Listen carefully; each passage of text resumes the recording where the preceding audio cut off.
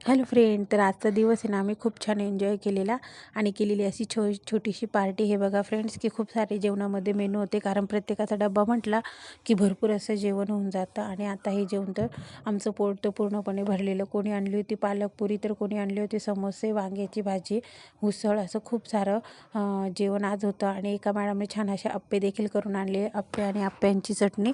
आता एवढं खाऊन तर घरी जाऊन जेवण्याची देखील इच्छा राहिलेली नव्हती, कारण पोट हे अतिशय भरून गेलेलं होतं. आणि आज होती समोश्याची छोटीशी अशी पार्टी. पण तरी देखील घरी येऊन कृष्णाने केला पास्त्याचा हट्ट. मग आता मार्केटमधून आणला पास्ता आणि त्याच्यासाठी छान असा पास्ता केलेला. आणि मग तो पास्ता त्याने खाल्लेला, कारण टिफिनमध्ये मी सकाळी ना त्याला सँडविच बनवून दिलेले. पण बघा एवढे सँडविच उरले, आणि त्याच्यामुळे आता ते सँडविच आणि थोडासा पास्ता संपवण्याची जबाबदारी पुन्हा माझ्यावरच आली, कारण टिफिनमधलं फेकून द्यायला मला आवडत नाही. आणि एका बाजूला मी त्याला पास्ता खाऊ घालत होती, आणि त्याने टिफिनमध्ये थोडं सँडविच उरवलेलं ते देखील मी फिनिश करत होते. आणि त्यानंतर आहे ना दुपारची कामे देखील मला करायची होती. म्हटलं चला आधी नाश्ता थोडासा करून घेऊया दुपारी, आणि आत्ता करूया दुपारची कामे. त्यानंतर आहे ना मी घराची पूर्ण क्लिनिंग करून घेतलेली, सगळी धूळ वगैरे झटकून घेतलेली, आणि छान असा झाडू मारून मला पूर्ण घरामध्ये झाडू मारायचा होता आणि सगळीकडची धूळ साफ करायची होती. अशा प्रकारे ना मी पडदे वगैरे बाजूला केले.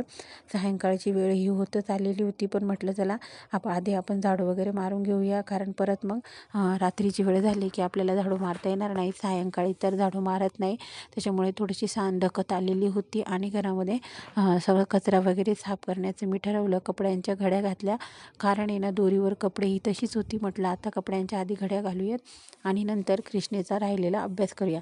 अशा प्रकारे मी छान असं पूर्ण घर वगैरे आवरून घेतलं. आणि नंतर झाडांना पाणी वगैरे देखील घातलं. आता दिवसातून एकदा तरी ना असं स्वच्छ घरामध्ये एकदा झाडू मारला की धूळ वगैरे होत नाही. त्याच्यामुळे हे बऱ्याच वेळा मी व्हॅक्यूम क्लीनरने देखील या धूळ साफ करत असते, पण त्याचा आवाज जास्त होतो आणि डोकं देखील दुखतं, म्हणून मी ते अवॉइड केलं आणि छान असं झाडूच मारणं प्रेफर केलं.